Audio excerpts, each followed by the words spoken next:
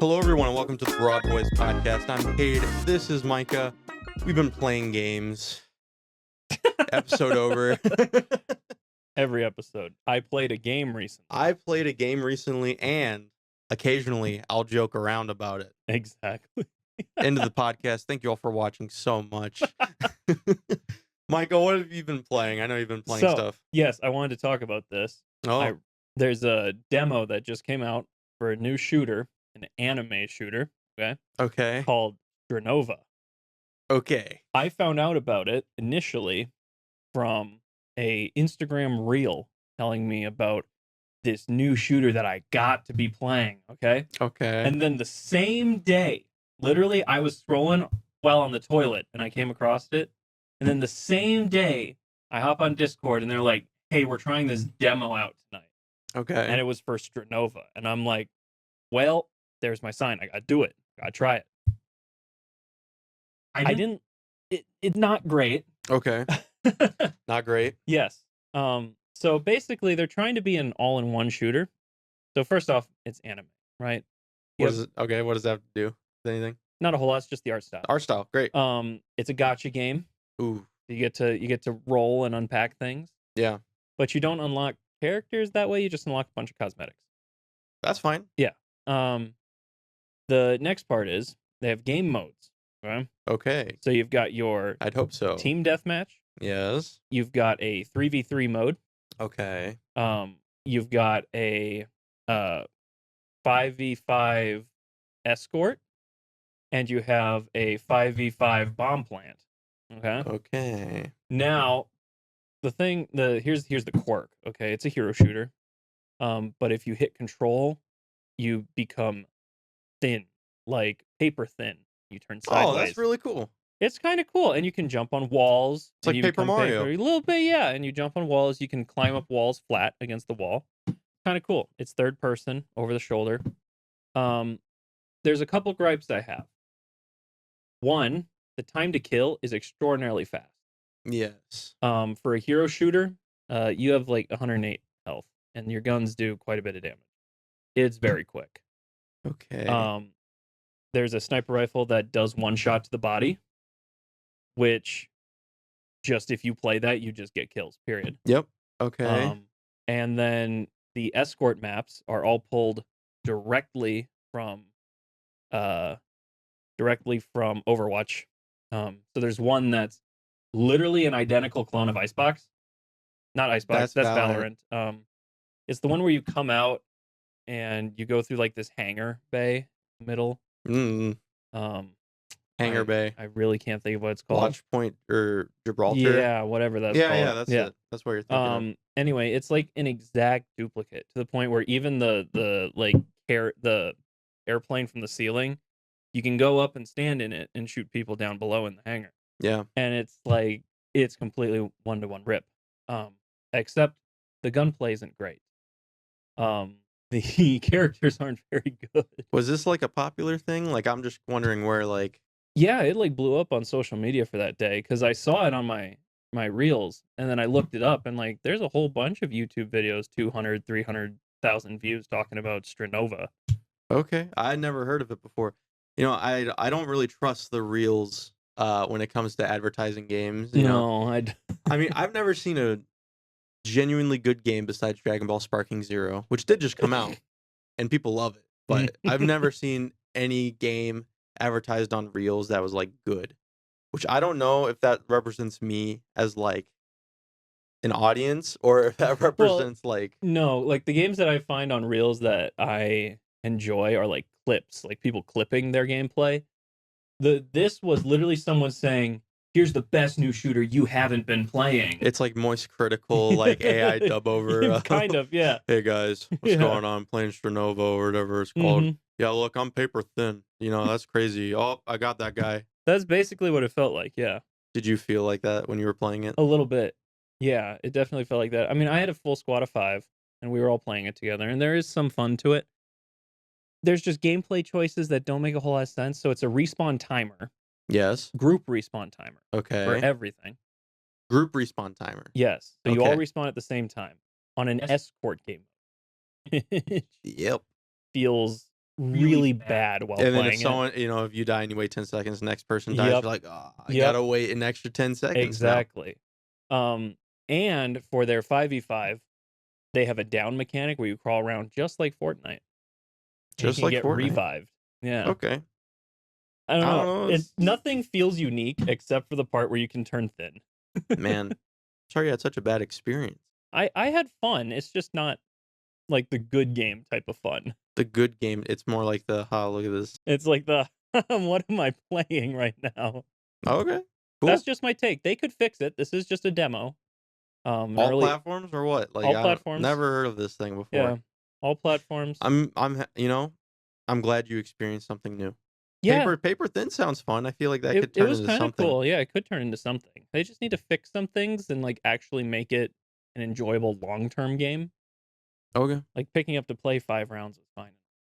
They have like a dating mechanic. All right, you sold me.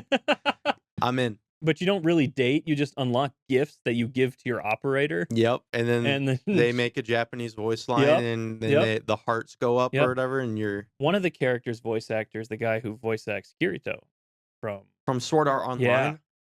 Popular early 2010s anime. Wow. What? Oh, like the English dub guy? No, Japanese dub. They're all Japanese voice actors. Okay. Yeah. Cool. It's an anime. Yay. I don't know. I got no thoughts. I've never heard this thing before, never seen this game before. I'm sad you had a bad experience. I also had a disappointing experience with the game.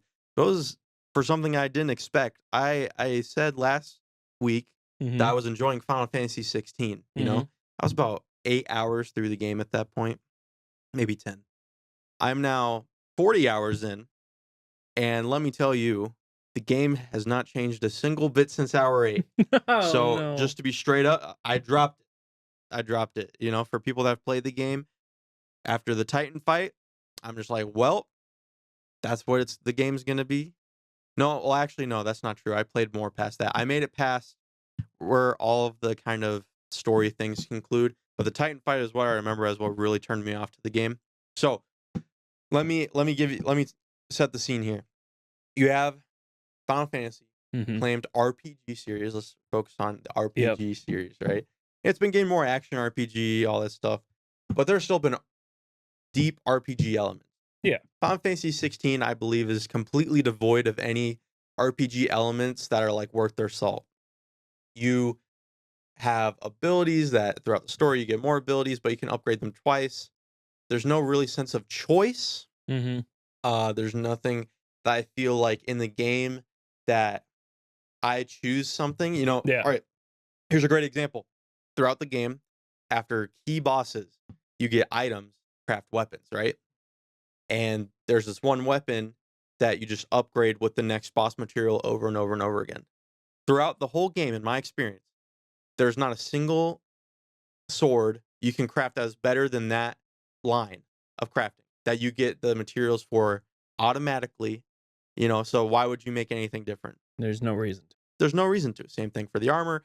Same thing for the magic system. You know, there's like the best ability. And I'm not saying like, oh, you got to do the meta. It's just like, you know, there's no reason to switch up from the basic stuff. Everything else is just worse. Yes, the side quests, pretty garbage. Not gonna lie. All the major. I feel like this is another example of a game that could have been 20 hours, but they spread out the game by adding mundane stuff in between all the story beats, and it makes the game longer, kind of worse. Also, speaking of the story, you're not gonna play the game. I'll just give you spoilers for Final Fantasy 16 if you're planning on playing it. So, the very beginning, the whole plot of this game is this guy kills his brother accidentally, right? Okay. But he's searching for the guy that killed his brother. And it's early on that he's like, oh, I did this. It was me with this demonic power. He accepts the demonic power. Yeah. There's a lot of nations. They're at war with each other. They're trying to control the crystals, right? So you have an evil mom. She gets set up at the beginning. Okay. You have all these characters that get set up at the beginning. They don't really amount to anything. And the ultimate bad guy, right? There's the ultimate bad guy. His name's Ultima. right? Oh, of course. He's the ultimate bad Yep. guy. He is disappointing. The game kind of peaks before the end, in my experience. Like there's the Bahamut fight, which is like the peak because you fight this guy and it's like, haha, I'm actually trying to kill my evil mom. And then you get closure on all that. You get closure on your brother. You Mhm. get closure on all these other characters. And then it's like, all right, what's next? Boom, here's 100 side quests. And this final guy that you know, he's actually worshiping the ultimate evil bad guy, but he's way too preachy, doesn't have any motivations. All Mhm. your side characters that are in your party, you don't have a party in this game. You don't have a party. You have your girl who, you know, could have a very interesting story. She was taken as a slave, and then you go back to the country and kill the leader of the nation that made her a slave. Okay. How much time do you think that got? Couple minute cutscene. Jeez. Okay. Maybe a couple minutes. You meet like side characters like, oh, I took care of you when you were a slave. Don't see them again. Oh, I made you a slave. I'm evil, bad. Dead. That's all you get. It's like, now I face my demons. I will help you out. It's like, okay, I would have loved to see a bit more of that. Show me like, hey, all this bad stuff that happened. Maybe relay some of the experiences or like make me care. Yeah. No, you don't, and it's just it's bad.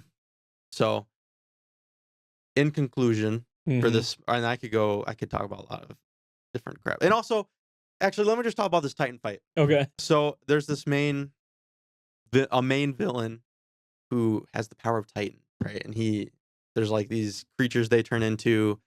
That's like the main weapons that each of the countries have is like a guy that can turn into a big creature, right? And they fight each other. The big creatures fight each other. Yep.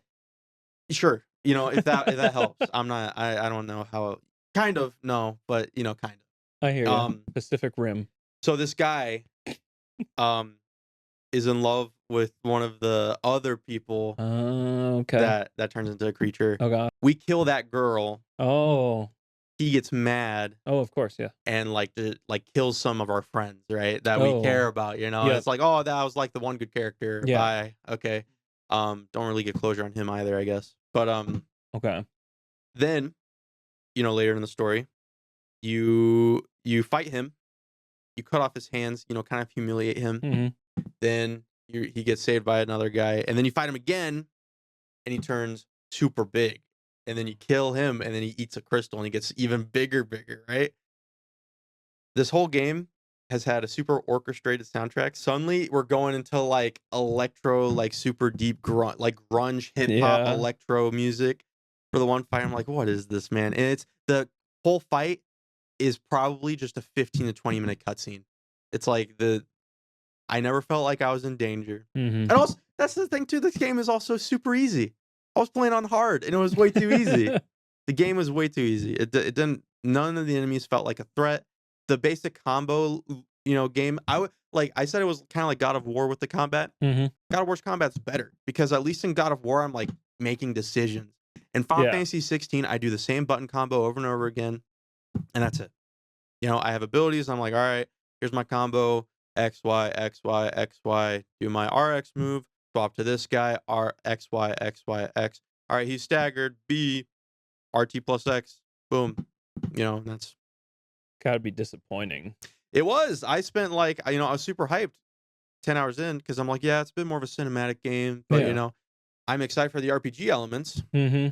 That never showed up. Never showed up. I felt like it should have been a 100-hour game that took its time. Yeah. Or it should have been a 20-hour game that was just the story beat. There's a lot of and all your setup and payoff happens before the game even ends. Yeah. And then they throw 100 side quests at you, and it's like that's the weird part, right? Because it's supposed to close before your final fight, right? That makes sense. It's weird to close out some of your main story beats before they even give you the side quest. Yeah, as you were going through the game, you get maybe 2 side quests, which are like, oh, look at how racist these people are, and that's all the side quests, which I'm fine with. I'm fine with tackling that theme in a game. I have no problem with that. Yeah, it's just like, oh, yep, they killed a bearer, which is just a person who's born that can use magic, and they brand them all and turn them into slaves. There's like, yep, that girl sees that bearer as less than human. Who would have thought? Again, it doesn't go past that at all in the whole story. They don't really, it seems like a prominent theme of the game, and they don't really go in that deep. It's just like, yep. That's because you're just supposed to understand races. I don't know. I don't think they care, to be honest. Because like your main character gets branded, and then halfway through the game, you get unbranded. Oh, and there's just nothing about it. Yeah, they just get surgery and they take off the brand. Oh, okay. It doesn't really come back into play later either. Weird. Okay. Yeah. So it's just it's just another one of those things. Where it's like, rubs me the wrong way. Does it feel, because it's a remake, right? No. No, is Final Fantasy 16 new? Yeah, it's a new game. Oh, I take that back then. Well. Yeah, and actually, I wasn't as upset until I started playing Metaphor ReFantasio, which I'm 10 hours in, and the RPG elements are way deeper, way like better. The story, I think the story's way better. Okay, tell me a little bit about that. All right. So I think you would actually like the story of this game. Okay. The game starts with the guy killing the king. You see this guy, his name's Luis, right? He kills the king, and it's like the prince is supposedly dead. Yep. So who's going to get the throne? And that's how it starts out, right? Yep. This game also tackles racism. There are 8 different tribes that have fantasy feature system. A race has wings, a race has horns, a race has a third eye, that sort of stuff, right? There are lesser races, higher races. You're like the lowest race, or the race that people hate the most because, they have like evil magic. Because they're racist. Yeah, because they're racist. You know, that's the deal. And so you start out by like, oh, you're on this mission because the prince is actually still alive, but he's cursed. And you believe that Luis put the curse on him, so you got to kill him to get rid of the curse. Okay. So, that's how the game starts. So, how do you feel about that right off the rip? That's the first 30 minutes. Already feels like a really cool jumping off point. Yes. So, about 6 hours in, so like you get introduced, and actually it jumps you into the gameplay and the mechanics like super fast, faster than Persona does. Persona walks you through a lot more story before you get to the gameplay. Yeah. This game kind of jumps you right in, and it's not all turn-based RPG. You can go through and walk around and hit enemies, and then if you hit them right, you can just beat them without even doing the turn-based stuff. Most of it's most of it's turn-based. Like all your bosses are turn-based. It's not an action RPG. So about 6 hours into the game, it's like, all right, we're gonna choose who becomes king. It's like, here's the king's funeral. Everyone's showing up. The palace lifts out of the ground. On the underside of the palace is a giant face of the king's face, right? Yeah. And he's like, all right, here's how this is gonna work. Whoever's the most popular by this date will become the king. And so his left eye has like the different faces of whoever's in the lead, and Luis is one of them, and some other people that lead the main religion in the game. They're in there too. Yep. So, and some guy tries to assassinate Luis, but he can't because the king's like, nope, can't do that. King's magic. You got to win through popularity, not through force.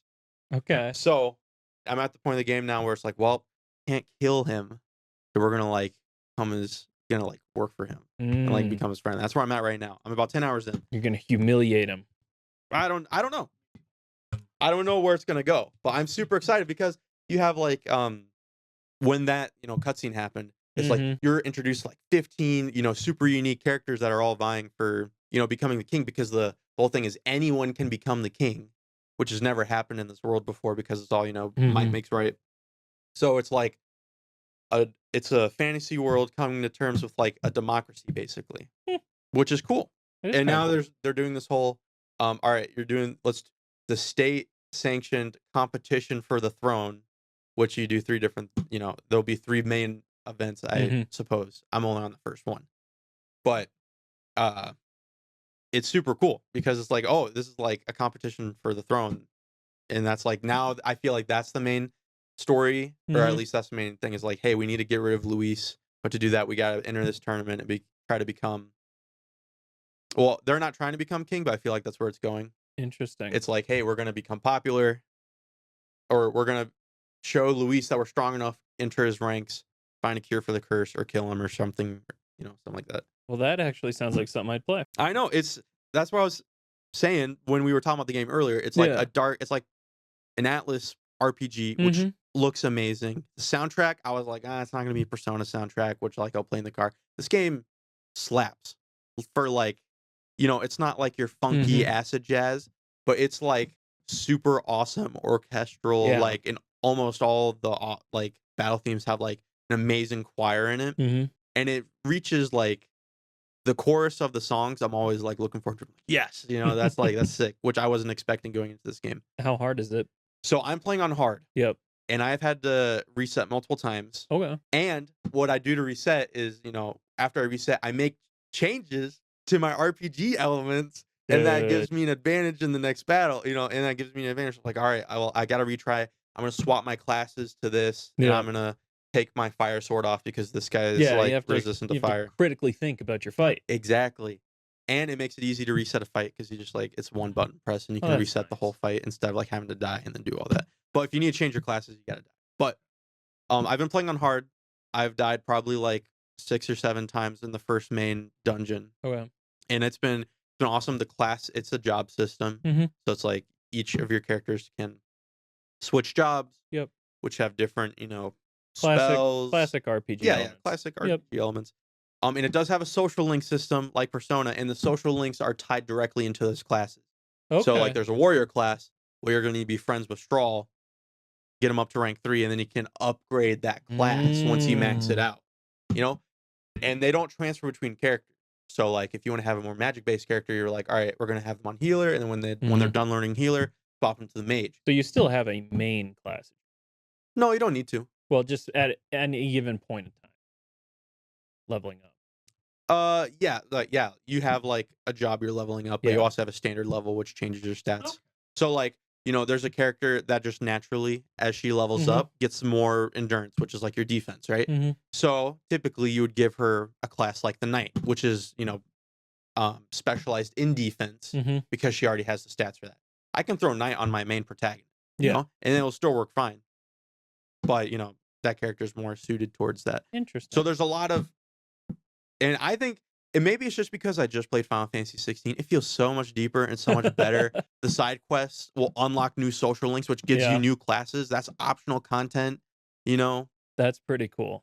And then, the way you upgrade your stuff, and it's just so much deeper. And it's on a calendar system too. So you have deadlines and you have time that you have to manage that you either upgrade your skills, upgrade your social links to upgrade your classes, or go on your dungeon crawling.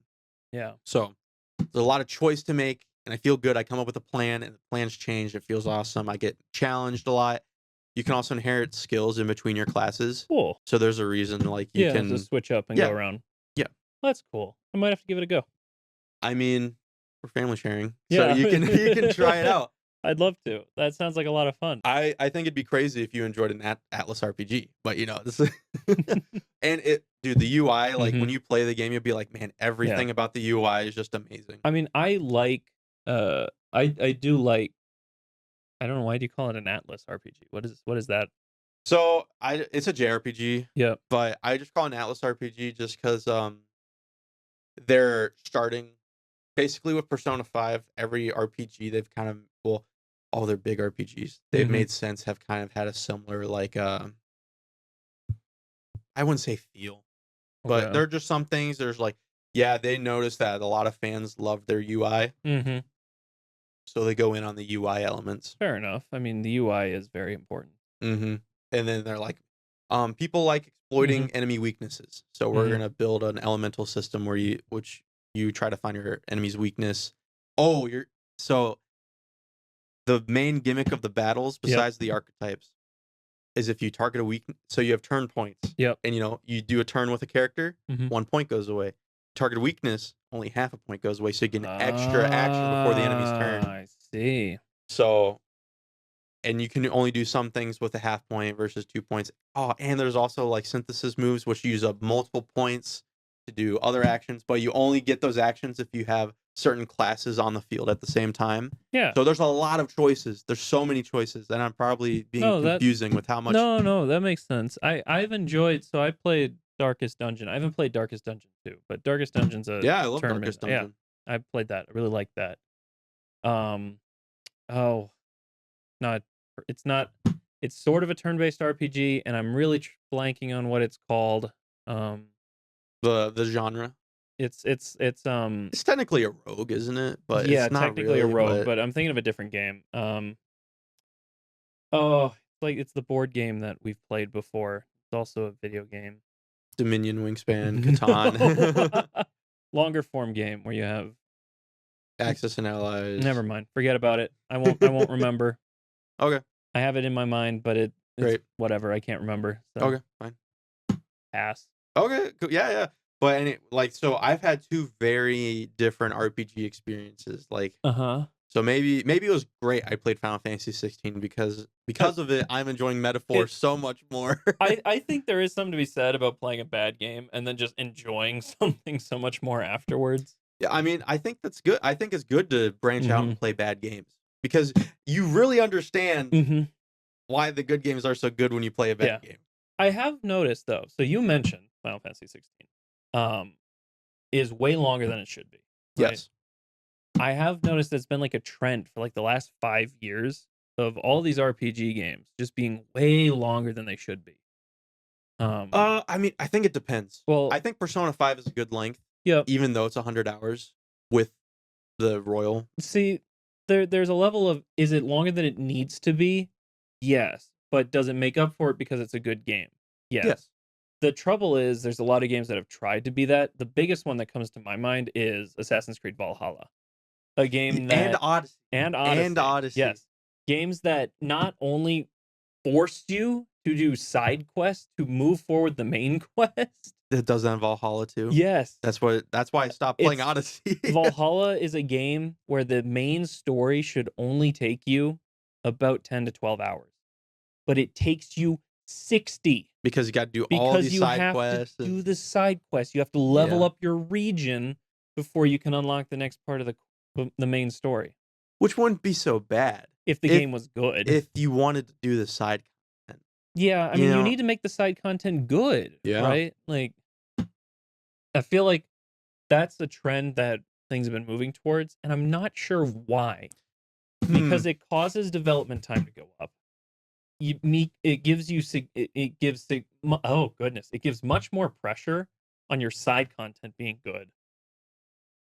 And you need people to want to do the side content to progress the story.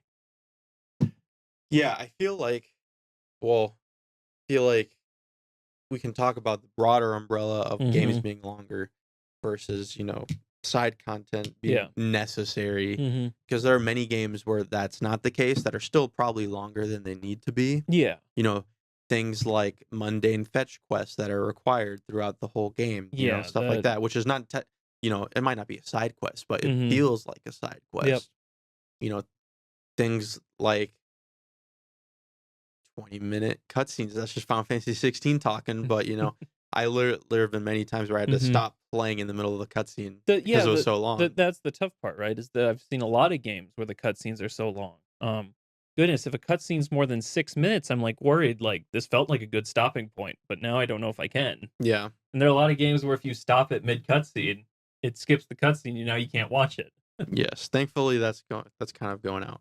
Yeah, in terms of man, I don't play too many games where I feel like the length is too long. I mean, Assassin's Creed is the easy one because we just talked about it. Yeah.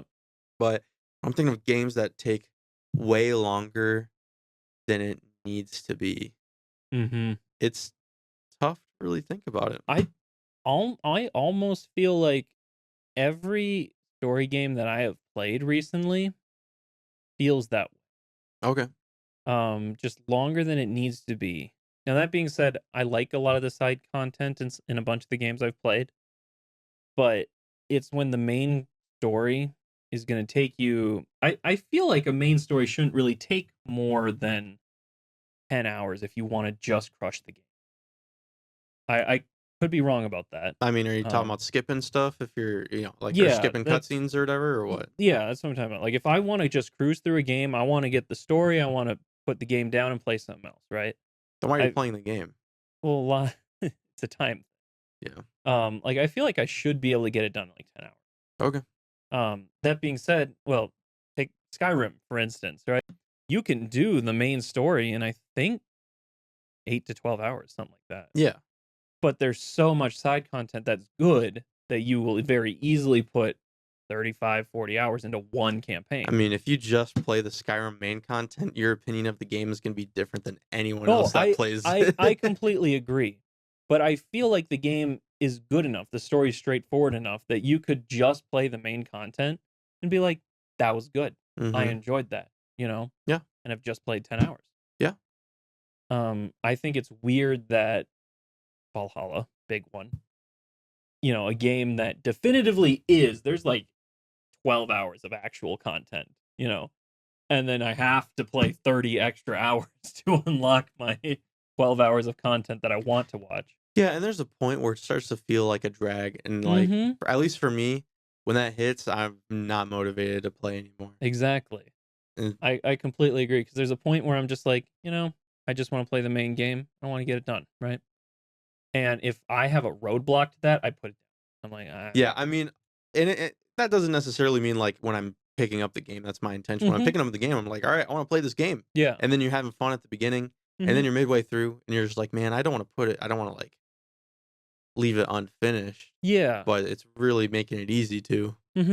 I look at The Witcher 3 as like an ideal there, because as far as an RPG goes, you can just crush the main story. You can get it done. I think it's 15 hours in total with the cutscenes and stuff. But you get one of the worst endings in the game by just crushing the story, right? That's fun. Like every single major point, they lead on to like, you should probably go do these side quests. You don't have to, but you can. And if you do, you unlock different endings, better endings, the canon ending technically as well. Yeah. And so I think that's the right way to do it, where you feel that I want a good ending of the game. So I'm going to play the side content that's practically more main story. It's just not required. Yeah, so what would you consider to be good side content? I don't like the random fetch quest. I'll let it slide if there's a narrative reason for it. Like, don't get me wrong, this person's sick. I need to go get her medicine, but it's being guarded by some character that I have a decision to make, you know. I feel like that's fine. That feels okay because you're making a choice and you're progressing a story. And yeah, it's a simple quest. I don't think quests need to be difficult. I think when it feels no good. So feels no good. Yeah, that's such a weird way to say that. I think of some of the cyberpunk content when it initially came out. Was a quest where, you know, you're in the middle of fighting all these mafia dudes, whatever, and you walk outside and this guy goes, "Hey, I need like 12 stim packs." Yeah. And you just walk down the street and grab it. Like, forget everything you had just been doing and what you're going to be doing. I went and got 12 stim packs. It feels, I don't like when side content, in the order it's intended to be played, breaks you out of the game you're playing. If that makes sense. Yeah, it's interesting. I mean, I feel like there's side content that can break you out of the game in a good way and at least make it enjoyable. I mean, when I think of good side content, first thing I think of is who are the characters involved in the side quest. If it's characters that are no-named, like Idle Man wants me to fetch him some medicine, I don't like that. If it's characters I'm already involved with, or characters that come up later in the story and my side quest had an impact, that feels like good side content. You know, Persona games do that. Even Bethesda RPGs do that a lot too. And it feels like you have impact with the side content. That's a big thing too. Like again, Skyrim. We're talking about Skyrim. You know, when you join a guild, any of the guilds, or even the Civil War, it feels like you're having an impact on the world, and the characters are fleshed out enough and have their own stuff going on. That feels like, oh, I'm entering their world for a bit. I'm not being dragged out of mine for 5 seconds. Yeah. Like, so the one quest that I was referencing earlier in The Witcher, specifically, it's you go to this guy who says, "Hey, something's been killing my sheep," you know, whatever. And you go investigate. And, you know, it's one of those quests where you could just do the thing and kill it, right? But you find out, someone's been leaving stuff for it. And you're like, who's doing this? And you go and you find it's this apothecary guy who's doing it because he's collecting whatever from the creature. And then you find out his daughter's actually sick. And it's like all these little quests that keep moving on. And then you can eventually make a decision about what to do about the monster, about the guy who's baiting it, about there's this third creature at the end that you can eliminate. And it's one of those things where it's like I could have just finished the quest and moved on, right? Collected my bounty, left. But it's a good side quest because it's just choice after choice that I can make going forward, and it has nothing to do with the main quest. Yeah, I mean, I think another good example of that is even in Fallout New Vegas. So in Fallout New Vegas, I don't know if you played this quest. You go into like the space museum and you find a group of mutants, or not mutants, ghouls, right, who are trying to get to space, right? This is completely detached from the main story. Doesn't really interact with any other characters. It's just so super self-contained, which doesn't really match the other stuff we talked about before. But the execution of the quest is super fun. Yeah. Because you have this group and they're like, we're trying to get to the moon. We feel like we're going to get to the moon. Our leader's he's been called by God. He's going to get us to the moon. Right. And you get some parts for them, you talk with them, you make decisions. And the final decision is they're like, all right, here's the rocket ship. The rocket ship comes out, is like, and you have the decision to like tamper with the rocket. And you get two very different, scenes that happen. You either send them straight to the moon or straight to the ground. And it's super funny. I mean, the characters are super endearing. They have names, they have quirks about them, they're memorable. Yeah. That's something. It's memorable is what makes good side content. It's a good self-contained story. I think that's good side content. I think so. And you get a bobblehead from it. Yeah, I think just generic fetch quests so your RP goes up. I think that's the part I don't like. If your rewards for getting the side content done is you checked it off the list. Or a number, like just a number went up and you don't see anything from that.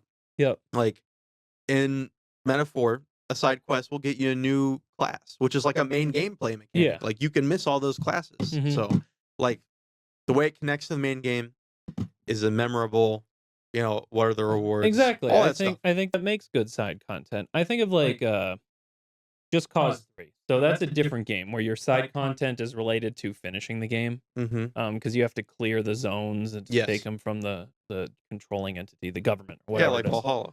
Well, yes, except Just Cause, the whole point is you just blow things up. Yes. Which makes the side content fun because it's just more things to blow up. More things to blow up, yes. And so it's how it's executed. I just keep, in my mind, I just keep going back to Valhalla because it's so unfun. Yeah. No, I agree. I'm trying to think of another game with unfun side content besides Final Fantasy 16. We both have our enemies this episode. It's so bad. Because like Final Fantasy 16, all the characters are like this branded or this noble. They're like the one memorable side quest I can think of is this noble guy telling you, help, my kid's being attacked by a wolf, right? Yeah. So you go to help him out. Is like, and you have a bearer mark at this point. It's like, oh, bearer, you've been sent here. Save my kid from this wolf. So you go, you find the kid getting attacked by a wolf. You kill the wolf, and the kid's like, you weren't supposed to do that. You're supposed to die. And he got like all these corpses around from bears or whatever. And so he's like, what are you talking about? I'm supposed to die, And he's like, I'm telling my dad. And then the Noman comes up to you, he's like, why'd you kill him? Why'd you kill my dog? I'm going to go get a bigger one, right? And then I think they end up dying from the bigger wolf. Okay. But, that's memorable at least. Yeah. But it's like, it's still, you got nobleman, kid of noble, or noble kid. Bearer, it's like. It's not. And that was it. Yeah. That was like, that's the whole interaction with that content. I don't know. You just said it, and I'd be like, that's bad content. Yeah. Yeah. No, if I said like, and let's rewrite that, right? Yeah. To be good. So give him a name. So maybe you hear about it from, from the tavern that all these bears are going missing, or they're being attacked by wolves, right? And so you go out and all right, if we're really making this good, this is going to be a pre-established character in the town, right? Maybe you've had interactions with him in the main story already. Maybe, you've done this. He comes up and is like, hey, my kid, my precious child, is like being attacked by a wolf. Similar situation happens. You kill the wolf. Weren't supposed to do that. You go back this time. Maybe he's at the town. And maybe he's like putting up all these different roadblocks to make sure that you don't tell people what he's been doing. And even if it is like a bigger wolf thing. Maybe you fight the bigger wolf instead, and that's like a mini boss or something like that. So that's a way you could take that idea and expand on that to make it more like it doesn't feel appealing. It doesn't feel particularly difficult either. Just remove a lot, remove 15 side quests that are just copy paste of other ones and put a little bit more effort into a couple of your main ones, and then bada bing bada boom, you've got some memorable content. Yeah, I mean, for RPGs it's super simple, like, or I shouldn't say super simple, but it's easy to at least make them memorable because the objective of most of your battles is to kill something. Yeah. Change that objective. Make it where you need to harm only you can only harm this guy, but 2 other guys are fighting you and you can't attack them. Or hey, maybe you don't even attack them at all. You're just supposed to steal something from them, because a lot of RPGs have like a steal mechanic or something like that. Just change the objective. Or maybe try hurting yourselves. That's a mechanic a lot of RPGs have that never gets used, is you can attack yourself. Yeah. Use that. You mentioned the like steal something. I just think of like the worst side content in Assassin's Creed games where you have to tail somebody without getting seen. Yeah, and your walking speed this is faster than theirs, and you can't just follow them. Oh, it's so bad. It's pretty, and that's not even side content. That's like main content too. Content. Oh, it's so tough. It's like you walk just slightly faster, so you can't even tail them properly. Yeah, I'm interested. Like, please let us know in the comments. What's your favorite side content in games? What's your least favorite side content? Yeah, let us know of some hidden gems we might not have realized. Because side content's important. It's important. I mean, there's a lot of games that don't have it. There's a lot of games that just walk you through. Yeah, but I feel like, good side content makes a game like 10 times better. Yeah, it's so that everyone can have a unique experience. Yeah. Well, I wonder what kind of unique experiences people were having in 2011. Well, so just starting out. And in fact, I don't even think there were any unique experiences in 2011 because everyone was playing Skyrim, I bet. It's true. Skyrim, Portal 2, Portal 2, Arkham City. All right, I have not seen the list again. Sorry. Yeah, it's crazy. Saints Row the Third. That was good. Deus Ex Human Revolution. LA Noire.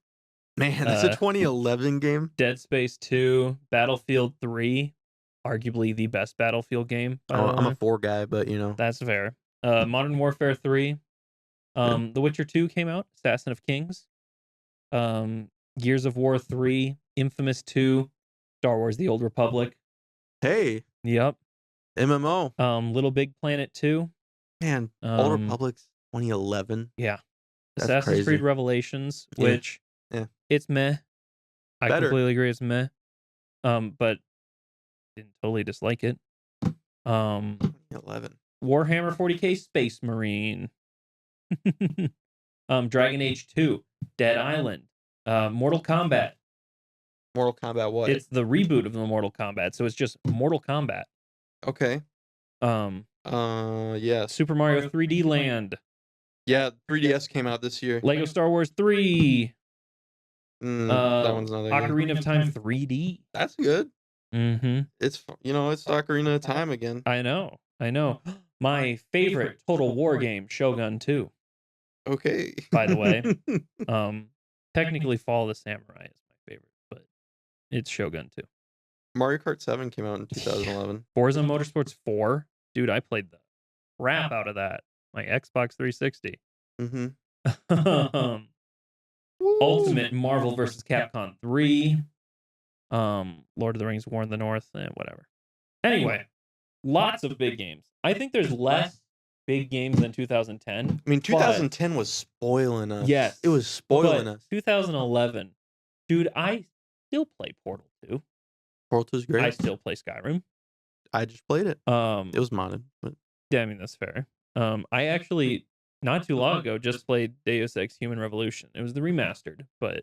I've never played a Deus Ex game. They're fun. They're very much RPG elements. Oh, that's nice. So it's the cyborg mentality. It's basically Cyberpunk, just before Cyberpunk. Okay. Because you have all these mods. You have his famous pose, the arm pose, but it's a synthetic arm. Yes, the box art is hitting. Yep. Yes. It's really good. Dead Space 2, really good. I'm gonna be honest, man. I think Skyrim just takes it. So for me, you say that. I do. I do say that. Okay. We won't. I mean, I'm not saying Mario Kart 7. Well, the British don't agree with you. The British chose Portal 2.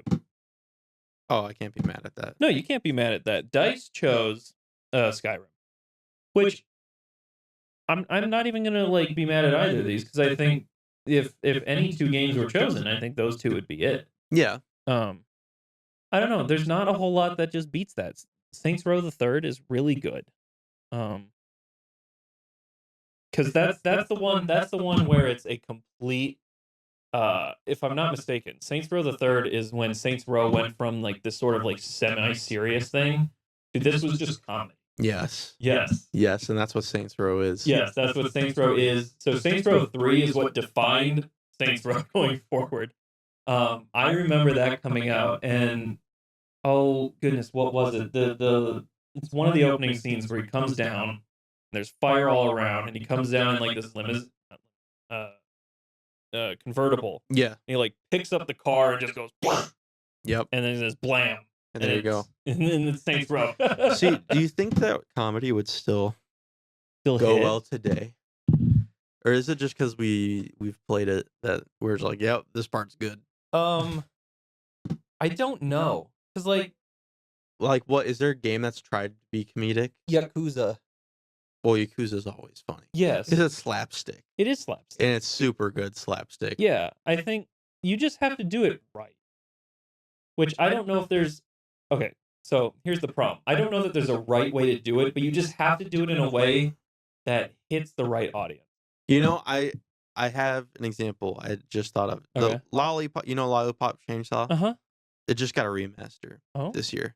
And it was, people did not like it for a couple different reasons, but, and I was seeing clips of people just being like, man, this game's trash. And it's just one of the lines from the game, like one of the lines that like back in whenever Lollipop Chainsaw came out, people are like, this is funny. This is, it's either ironic or all that stuff. The humor just doesn't hit. The humor doesn't hit. Yeah. Because now they don't include a skivity or they don't include a doesn't hit the same audience. Exactly. It's like the irony I feel like it's not something that is said in today's culture, so the irony is lost. Like I think the clip I'm thinking of is like I can't even remember it, but they were talking like the guy says something that sounds like kawaii, and she's like, "Oh, kawaii, are you Japanese is like desune or and stuff like that," and she's like saying all that stuff. So and that's like back in 2011, it's like haha, whatever. But now it's like, oh, people are like, oh, this is cringe now. This is cringe. Because there are people that are actually like that now. Yeah. Well, there were people like that back then too, but Yeah, it's definitely been a lot more cringified now. Yeah. Well, I mean, I think this is gonna be a very short segment. I'm personally gonna go with Skyrim. But I have absolutely no qualms with choosing Portal 2. I think it should be Skyrim. I don't know why Baptist chose Portal 2. Well, because Portal 2 is freaking amazing. It's amazing, but compared to Skyrim, especially at the time, I mean, I don't understand why they chose it. I mean, that's fair. There's always a chance that Skyrim wasn't released in EU yet. I know. We got to think about that now, is that the British people might not even have it. Yeah. Well, here, I can find out. Yippee. But I mean, Skyrim, you got like, I mean, I just played it, so it's all fresh in my mind. That would be the reason. They didn't have it. Europe didn't have it yet. And there we go. Guilty. That's really weird. Man, that sucks.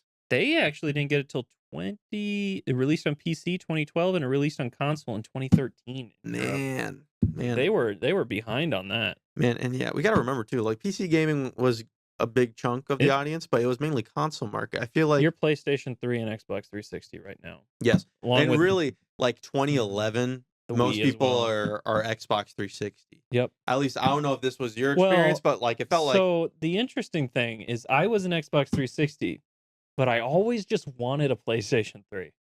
Yeah, I wanted to play all of those games. I wanted to play Uncharted. I wanted to play blanking on the other one that was an exclusive. real gamers went from PS2 to Xbox 360 to PlayStation 4. That's probably true.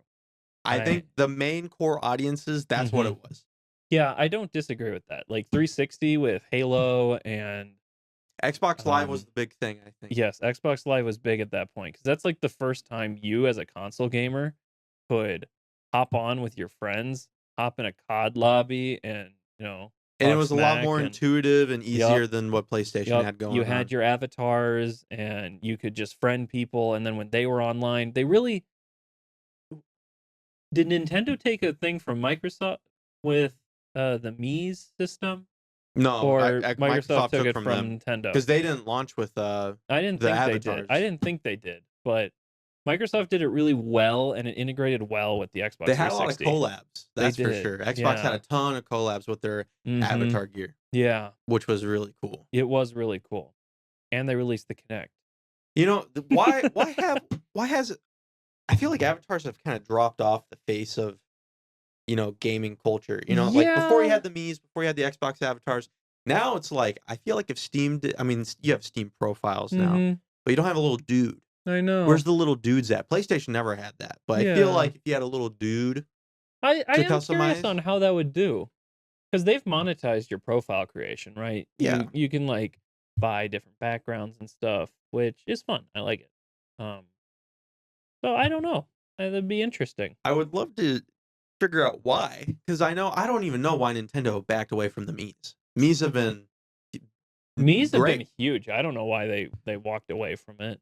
And even, I mean, Xbox, maybe it's just a product of the time, and it's like, oh, people don't, maybe it's falling out and people don't like it anymore. But I feel like little dude. I agree. Because like, I personify the character I created for my 360 profile, right? I'm like, that's me. Yeah, and that's one way to do it. But like, for sure, you could just make the craziest thing, or you could make like, there's a lot of different ways you can express yourself through that in a way that you can't just have like. Yeah, I mean, it wasn't me, but it was how I pictured my online personality. Yes. Yes. That brings back some cringe memories of the avatars I created, because I was like, I want to be this guy. But I mean, a little dude is just so much better at conveying like expression than a banner or a frame or something like that. It's like so much more customizable. You can, I mean, there was, I forget which one, but like one of them had like, you could have a catchphrase, stuff like that. And that was. Could you imagine if Steam, released it, but it does the thing where your page, right? It has set things where like it'll peek around your profile picture or run across your banner. Like that'd be fun. Well, I think the big thing is how it pops up when you're interacting with your friends. Yeah. So like on Xbox, when you look at their page, you see their avatar, you see their gamer score and all that. Gamer score is another thing that should probably come back. Steam has level, like a Steam level, but it's hard to really quantify that, I guess. Yeah. And gamer score isn't exactly the best at that either.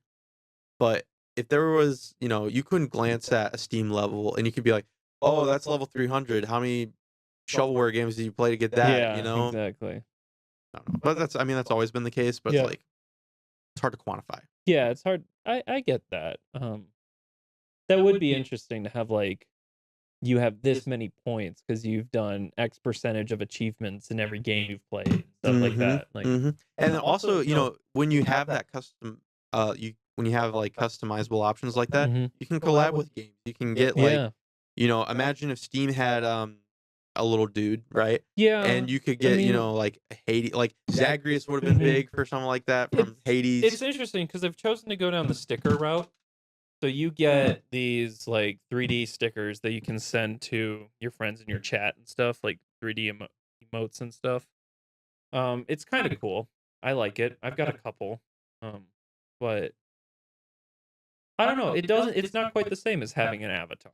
Yeah, I mean, I think that might be the reason why, is because it takes a lot less resources. Yeah. If let's take Hades for example, because that's a big, like, it was all over Steam for a long time. It still is. It still is. But let's say the resources that go into creating a sticker for Hades, that might be as simple as grabbing 4 or 5 renders from the actual game versus creating a 3D like mesh or a 3D helmet or an outfit or something like that. Yeah.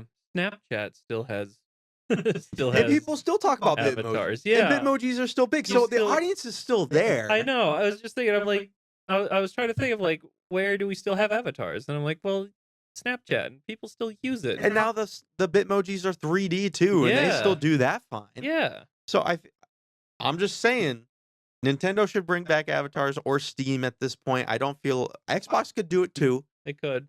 PlayStation could do it. They could do Astrobots. They could. They could do little You do little Astrobots that you Astrobots. add customization to. Yeah, I don't see why not. But you need a little dude on your profile. Reddit has little dudes.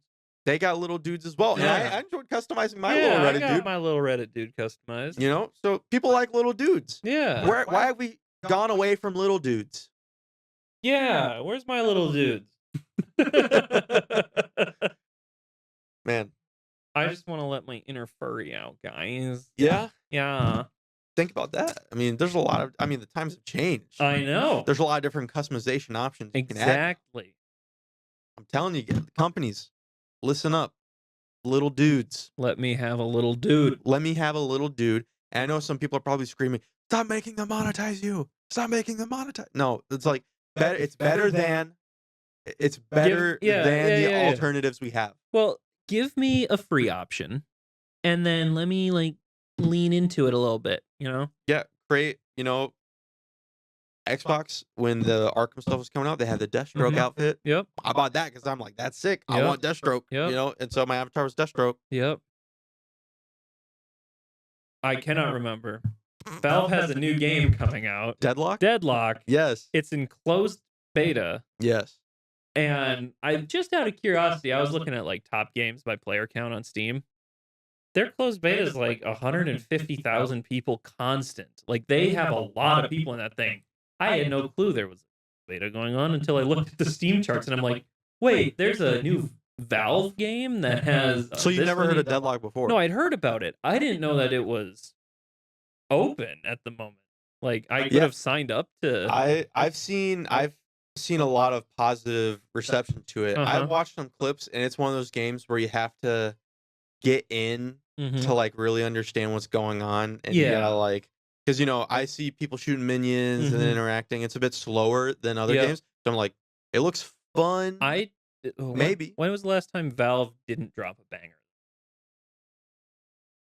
That's true. You got to give it up to Valve. Yeah. When they don't make bangers, they just leave it alone. Exactly. Like they just make profit off of Steam. I know they've had a number of abandoned projects because they were like, it didn't get the reception we want. Games that would have been profitable for them. They have an image they want to uphold. And so, I mean, I like that from them as much as I would like to see more games from them. But yeah, I mean, I have not played Deadlock. It feels a lot like League. I've seen some stuff where it feels kind of like League. Well, you have alleys and you have minions you interact with, and then the main characters, and slower, so there's more thought, and you gotta all that stuff. You've been playing League recently, though, haven't you? Been playing League, yes. So where's my therapist's couch? Because why? So I played quite a bit of League a couple years ago, and I put it down because I was like, this was not healthy. I hated myself every time I played it. Never had a good experience. And then I finally, over the last couple weeks, I've been playing with friends, and I've finally gotten to a point where I'm like, I get it, right? I'm playing the game well enough that I'm not getting thrashed every single time I play, and we're winning more often than we're losing, and I'm playing with people who are a lot better than me, and so if I do choke my lane, they can sort of back me up and make sure I don't absolutely throw the game for it. This is such a sad tale. I've seen it many times before. You crawl out of hell, chains broken, just to miss the leash and jump right back in.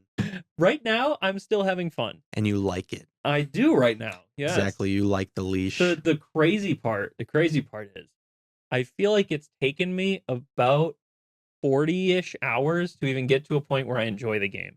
That's fine. There are games like that are good. I know. I still don't think League is a good game. I still don't think it is, even though I'm having fun with it right now. Yeah. I'm not much better. I mean, I like TFT. Yeah. I haven't played it too recently, but I like TFT a lot more than League. because League feels like you can't escape.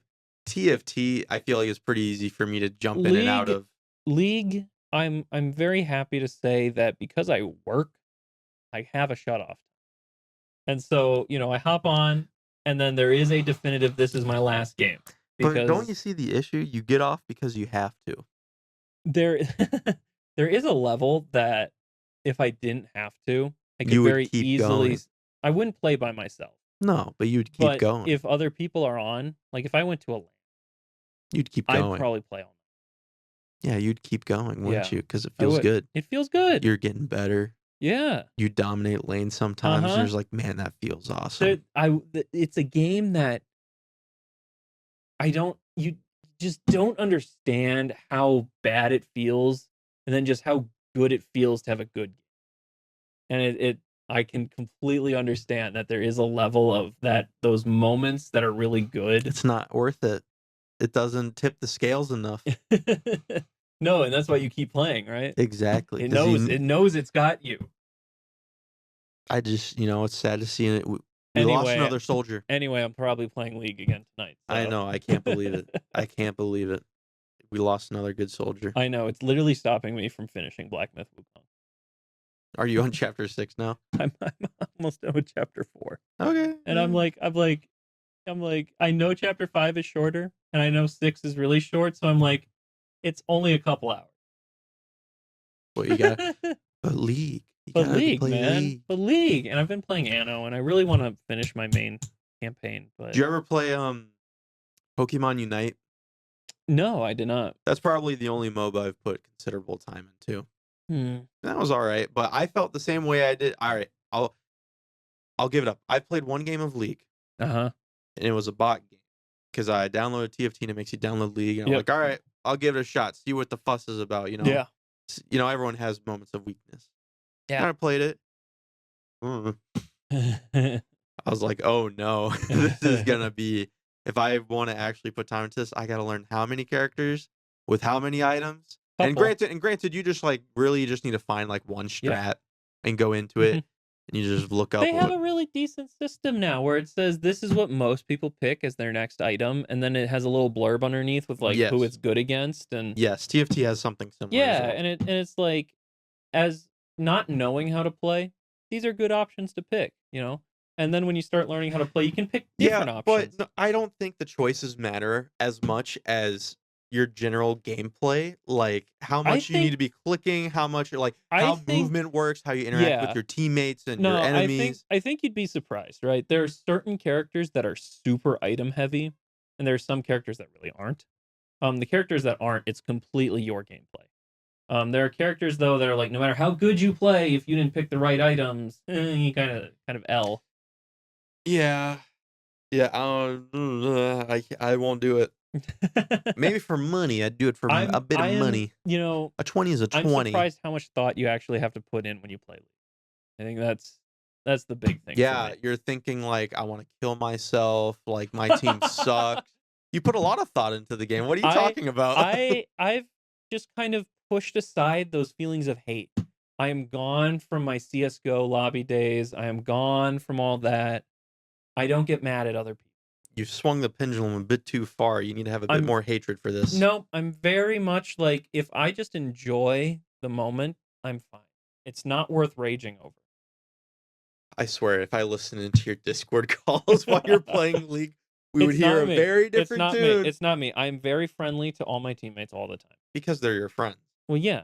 Even against randoms. I'm just like, he probably should have helped me. It's okay. He'll get better. I don't believe him. I don't believe him. I think he's gone. I think he's he's working for the devil right now. Well, we'll see if COD 6 brings anything out of me again. Oh, you're gonna get it? Well, we'll see. We'll see. You're gonna wait for the first day. I see so many good things and I see so many bad things, and I'm just like, I don't know who to trust, because it's either gonna hit or it's not. Yeah, I mean, I'm really willing to give it a chance, but I'm gonna wait until I'm at a point with Metaphor that I've seen more gameplay of the zombies, and I'm just like, no, it's just a clone of Cold War. Yes, Yeah, I don't know. I know I said this before, but they said it's like a mix of Cold War and Black Ops 3's not. It's Cold War. I don't see anything Where's Black Ops 3. Where is it? It's making me so sad, and I'm really hoping multiplayer's fun. I'm really hoping that it's just the initial. Like, it's not fully released yet. I'm really hoping there's extra down the pipeline that's going to be pushed out on release. I think it will really depend on Easter eggs, at least for me. You know, what's the Easter egg situation looking like? Or even no, I mean what really comes down to is I feel like they just give you too much health. It's just Cold War was so easy. Around 100 wasn't even a problem. And I have heard things that they're upping the difficulty. I hope so. By the way, Rivals 2. Yeah. Switching topics. It's on Next Fest. Yes, it is. The time you're watching this, it's probably got 1 day left or 2 days left. It's on Next Fest. You get the whole game. It's a demo. But it's the whole game. Yep. Online. Yep. Ranked matches. Yep. For free. Yep. Try it out. It's probably the second best platform fighter. I'm super excited. I am going to get it. I'm going to play it. And then you're going to play League. And then I'll probably play League at the end of the day. But yes, I'll play with you this weekend. Yes. No, that sounds great. No, I'm convincing all my friends to play it and at least have fun playing because you can do 2v2s online. I'm super excited. I think it's going to be super great. I've been a backer. I've been listening to all the deep dives. I've been listening to all the Q&As. Not to be that guy, but it might push Nintendo to actually branch out of just their solo encapsulated platformer sphere. You think so? It might, if it's big enough. I don't know. I mean, this is a team of 30 people we're talking about. I don't know. Okay, but hear me out. Hear me out, though. If they are able to get a Pro Series going, even if it's 5 years down the line, right? And it just completely shunts all of Nintendo's platform to a lower bracket, they're going to want it back. Nintendo doesn't care about the brackets. I think they do because they've been sitting in a spot where no one else can compete in that sphere right now. And once someone can, they might just no, because they don't allow their games to be at major tournaments anymore. Well, no, as long as they're not sponsored. That's the problem. They still sponsor. They're just Asian tournaments. Yes, the Japan tournaments, they do sponsor a lot of those because you legally can't make money off of esports there. So, it's all like, it doesn't matter. Yeah. For the West though, like it's not an Evo anymore. It's not a even CEO and like Big House, is having some trouble with Smash just because dealing with Nintendo. Yep. I mean, and honestly, I don't think most people are looking at Smash for esports anyway. I know I was a major like competitive Smash follower, and really past year and a half since the beginning of 23. Yeah, there's like nothing. It's like there's stuff going on, but it's at the point where I just don't care anymore. Yeah, exactly. And that's a whole story I could talk about. I know, and that's what I'm saying. Does this go pro?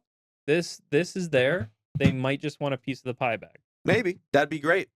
We'll find out on the next episode. Thank you for making it all the way to the end of the podcast. Download Rival 2 if you're watching this pretty fast. Download it. Give it a chance. Let us know what you think. Let us know what you think. What's your favorite side content?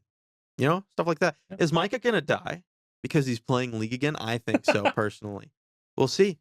We'll find out if he's even here next week. Thank you so much for watching. Like, comment, subscribe. See you later. Bye.